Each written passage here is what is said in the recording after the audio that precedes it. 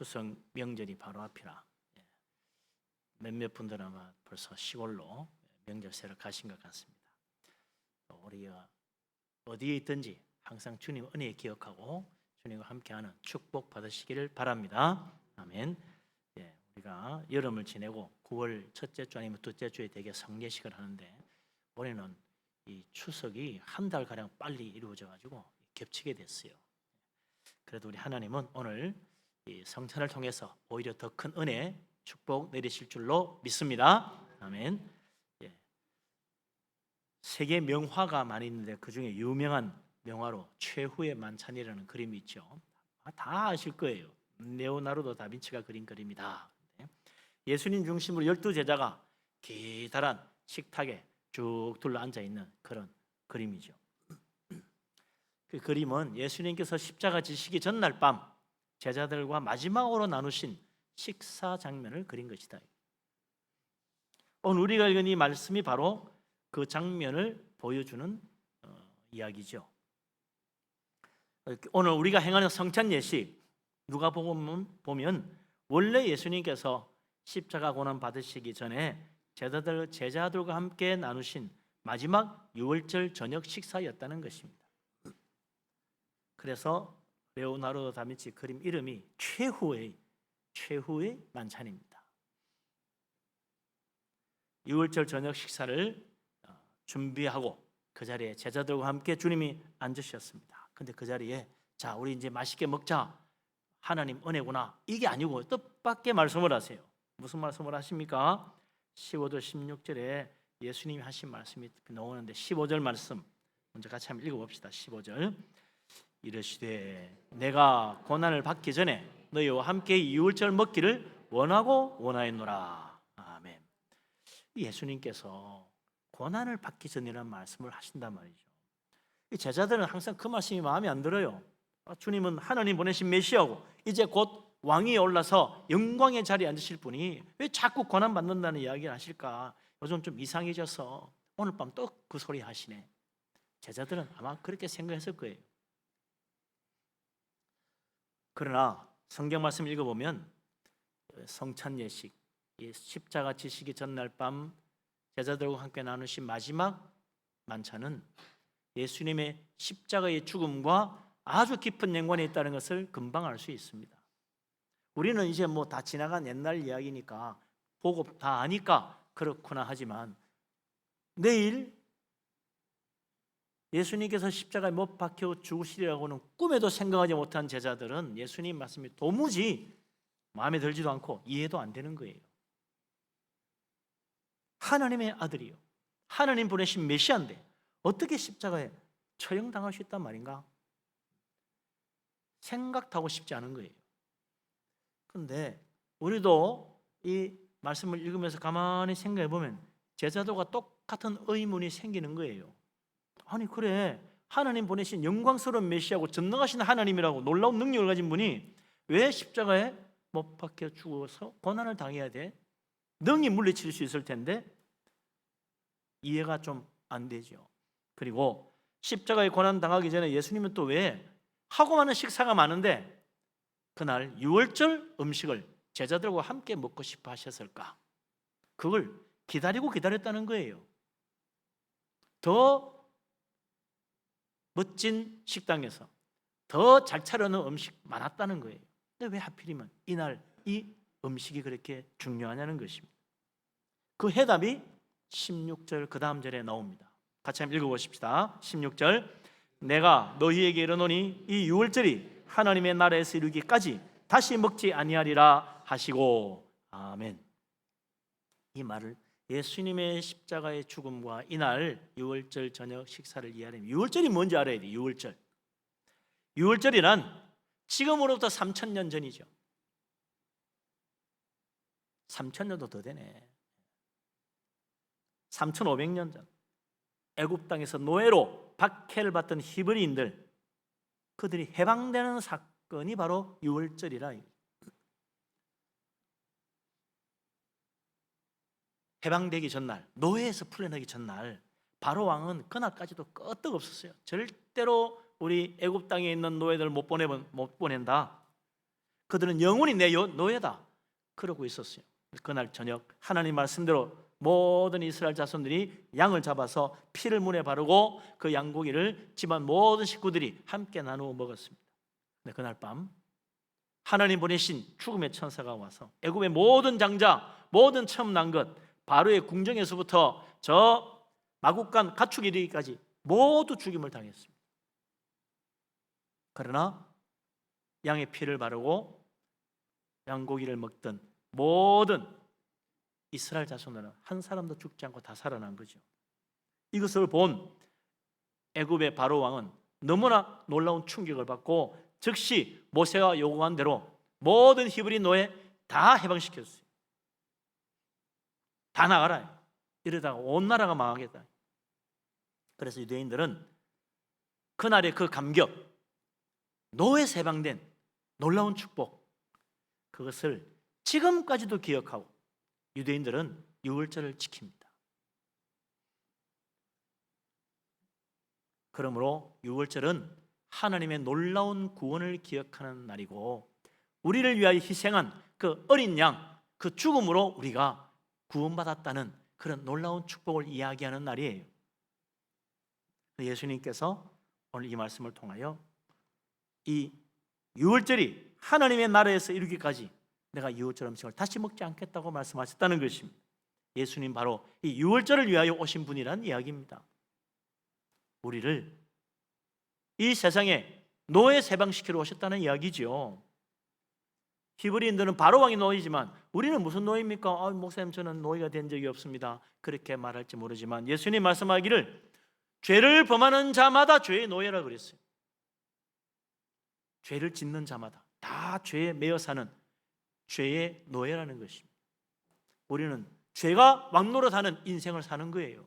그래서 세상에 죄 안 짓는 사람 없고 죄 짓고 싶어 죄 짓는 사람도 없어요.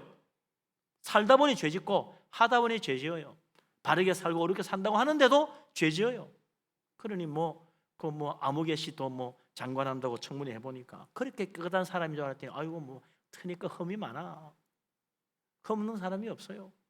가장 깨끗하게 산 것 같았는데도 그 정도라. 그러니 다른 사람은 오죽하겠냐 싶은 생각이 드는 거죠. 우리는 아무리 깨끗하고 성자 같은 사람이라도 다 죄에 매여 사는, 죄 짓고 사는 죄인입니다. 죄의 노예예요. 죄에 끌려가는 거예요. 그래서 예수님이 우리를 죄의 노예 해방해 주시려고 이 땅에 오신 거예요. 어떻게 우리를 죄에서 해방해 주십니까? 죄에서 해방하여 자유를 주시려면 어린 양 희생 제물이 필요합니다. 그래서 예수님께서 친히 하나님이 보내신 유월절 어린 양이 되어 우리의 모든 죄를 다 짊어지시고 십자가에 희생하여 죽으신 것입니다. 그래서 이 유월절이 하나님의 나라에서 이루어져야 한다는 것입니다. 하나님 나라의 유월절이 있다는 거죠. 이 땅의 유월절은 애굽에서 3500년 전 히브리 노예들을 해방하는 사건이었지만 하나님 나라의 유월절은 온 세상 모든 죄인을 죽음과 사탄의 권세에서 구원하여 해방시키고 천국의 축복을 받을 수 있도록 예수 그리스도께서 유월절 어린 양이 되어 십자가에 희생하신 사건이라. 그래서 예수 그리스도의 십자가의 그 피를 의지하는 자는 죽음에서 구원받고 새 생명을 얻지만 예수 그리스도 우리를 위하여 희생하신 십자가의 속죄의 피를 의지하지 아니하는 자는 결국 사탄과 죽음의 권세 아래에서 영원한 멸망을 받을 수밖에 없는 것입니다. 예수님은 이 유월절 하나님 나라의 온전한 유월절 이루어지기까지 이제부터 나는 그 고난의 길을 가야 되니까 다시는 그때까지는 아무것도 먹지 않겠다는 이야기죠.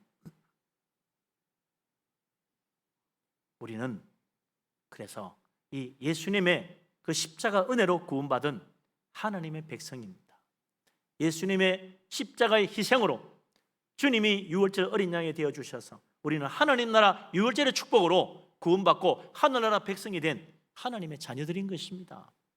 이 놀라운 축복을 우리가 기억하기 위해서 행하는 예식이 성찬 예식이라는 거예요. 유대인들은 지금도 수천 년 전에 이루어졌던 애굽에서 노예 해방된 사건을 기억하고 유월절 행사를 하고 유월절 음식을 나누는데, 예수님은 앞으로 영원토록 주님의 이 놀라운 은혜를 기억하고 주님의 그 구원을 감사하고 살라고 성찬 예식으로 우리에게 이 예식을 남겨주신 것입니다. 그래서 우리는 이 성찬을 통해서 내 죄를 위하여 십자가에 희생하신 예수 그리스도, 그분을 기억하고 떡과 잔을 나누는 것입니다. 오늘 성찬 예식을 행합니다. 처음 세례받은 분도 그렇고 또 우리 세례받은 모든 분들, 입교하신 분들, 오늘 이 떡과 잔을 통해서 나를 위하여 십자가에 희생하신 하나님의 어린 양, 하나님께서 우리에게 하늘나라 유월절로 주신 그 놀라운 축복을 기억하고 이 성찬에 참여하고 은혜 받는 복된 시간 될 수 있기를 주의 이름으로 축원합니다. 아멘. 예수님께서 제자들과 함께 마지막 나누신 유월절 음식, 거기에서 주님은 이 떡과 잔에 대한 말씀을 하십니다. 왜 꼭 이 떡과 잔이어야 하느냐? 사람들은 들어 의문을 가집니다. 다른 거 맛있는 것도 많을 텐데 흔히 세상 뭐라 초코파이로 하면 안 되나요? 그건 아니지요. 아무리 맛있어도 그건 아닙니다. 주님이 세우신 그 떡과 잔을 우리가 나누는 거죠. 거기는 중요한 의미가 있는 거죠. 예수님이 이 떡과 잔에서 뭐라고 말씀하셨나? 먼저 떡에 대한 말씀을 보겠습니다. 누가복음 22장 19절 말씀 같이 읽습니다. 또 떡을 가져 감사 기도하시고 떼어 그들에게 주시며 이르시되 이것은 너희를 위하여 주는 내 몸이라 너희가 이를 행하여 나를 기념하라 하시고. 아멘. 주님께서 유월절 음식을 드시기 전에 먼저 하신 일은 감사하는 거예요. 주님은 이것만 아니라 언제나 식사하기 전에 꼭 감사기도 하셨습니다. 잘 아시는 대로 오병이어의 기적을 행할 때도 물고기 2마리, 보리떡 5개 받아서 모든 사람들 다 무리지 않게 하신 다음에 하늘 우러러 감사기도 하시고 이 물고기 2마리, 보리떡 5개를 나눠주었더니 5,000명이 배불리 먹고 남았다 그러죠. 감사기도하는 거예요. 또 우리는 주님 가르쳐 주신 주기도문에도 보면 일용할 양식 주실 것을 하나님께 간구하라고 주님이 가르쳤잖아요. 그러니까 우리가 일용할 양식 먹을 때마다 주님 가르치신 기도의 응답이구나, 그렇게 믿고 감사해야죠. 그래서 식사 전에 감사하는 게 우리 그리스도인의 모습입니다. 식사만 그런가요? 모든 일, 무슨 일이든지 하기 전에 먼저 감사해야 됩니다. 범사에 감사하는 사람 되시기를 바랍니다. 감사하는 사람 하나님이 큰 축복 주시는 것입니다. 그래서 그리고 주님은 떡을 나눠주시는데 말씀하기를 이것은 너희를 위하여 주는 내 몸이라 그랬어요. 성찬의 떡은 그리스도께서 우리를 위해 주시는 그 주님의 몸이라는 것입니다. 주님께서 자기 몸을 어떻게 하셨어요? 우리 죄를 위하여 십자가의 희생제물로 내어주셨습니다. 하나님의 어린 양으로 자신을 죽음의 자리에 내어주었다는 거예요. 유월절 어린 양은 잡아서 모든 가족들이 나누어 먹지만 주님의 몸을 직접 먹을 수는 없잖아요. 그러니까 예수님이 떡으로 대신해서 우리에게 주는 겁니다. 이것이 내 몸이다, 나를 기억하고 먹어라, 그 말이죠. 어떤 사람은 우리 왜 예수님 떡이냐고, 예수님 살이라네, 무슨 예수님 몸이야, 이게 떡이지, 거짓말이야, 그렇게 하는 게 아니고 직접 줄 수 없으니까 떡으로 대신해 주는 거예요. 그래서 예수님 몸이라고 믿고 아멘으로 받으면 거기에 성령의 은혜와 축복이 넘치도록 임하는 거예요. 이 성찬의 떡이야말로 나를 죄의 사슬에서 해방하여 천국의 축복, 구원의 은혜 베풀어 주시려고 주님이 내어주신 바로 십자가의 몸, 예수님의 그 희생하신 몸이라 이거죠. 그러니 얼마나 감사합니까? 그래서 감사함으로 받아야 돼요.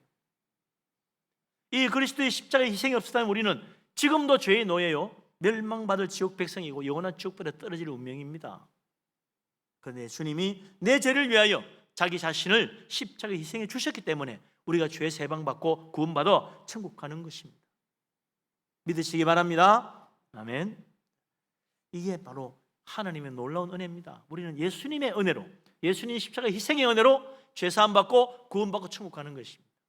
그러니 이 성찬은 은혜요, 축복이요, 정말 감사하고 또 감사해야 될 하나님의 놀라운 사랑의 선물인 것입니다. 예수 믿고 구원받고 천국 갑니다. 이 떡이 바로 그 구원의 증거로 주신 것입니다. 오늘 이 떡을 받을 때 정말 감사함으로 믿음으로 받는 축복 누리시기를 바랍니다. 아멘. 그 다음에 주님은 또 잔을 나눠주셨어요. 주님이 흘리신 피라 그러시는데 무슨 말씀인지 다시 한번 읽어봅시다. 20절 말씀, 22장 20절 말씀 같이 읽겠습니다. 저녁 먹은 후에 잔도 그와 같이 하여 이르시되 이 잔은 내 피로 세우는 새 언약이니 곧 너희를 위하여 붓는 것이라. 아멘. 주님 말씀하기를 이 잔은 내 피라 그랬어요. 예수 그리스도의 피입니다. 우리의 죄를 씻어주시려고 십자가를 흘리신 예수 그리스도의 피입니다. 왜 피가 중요하죠? 성경에 보면 피는 생명이라고 그랬어요. 피 속에 생명이 있다고 말합니다. 사실 우리가 피를 흘리면 죽잖아요. 피 속에 생명이 있기 때문에 그래요. 우리의 생명을 유지해 주는 것이 피입니다. 피를 흘리는 것은 곧 생명을 내어주는 거예요. 예수님이 우리에게 이게 내 피라고 주시는 것은 이게 내 생명을 너희가 먹고 마시라. 이제부터 너는 내 생명으로 사는 것이다. 너희 생명은 죽어지는 생명이니 내가 주는 생명을 가지고 이제부터 저 천국 가서 영원토록 사는 것이다. 내 생명을 받으라는 거예요.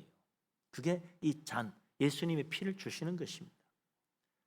예수님 피와 우리의 피는 그래서 달라요. 우리는 죽을 수밖에 없는 생명을 가진 피지만 예수님은 영생의 능력을 가진 생명의 피인 것입니다.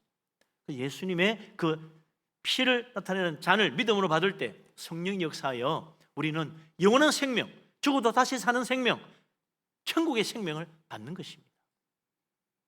예수 그리스도 주님의 십자가의 은혜, 주님의 그 놀라운 속죄의 피, 생명의 피의 능력을 믿으시기 바랍니다. 아멘.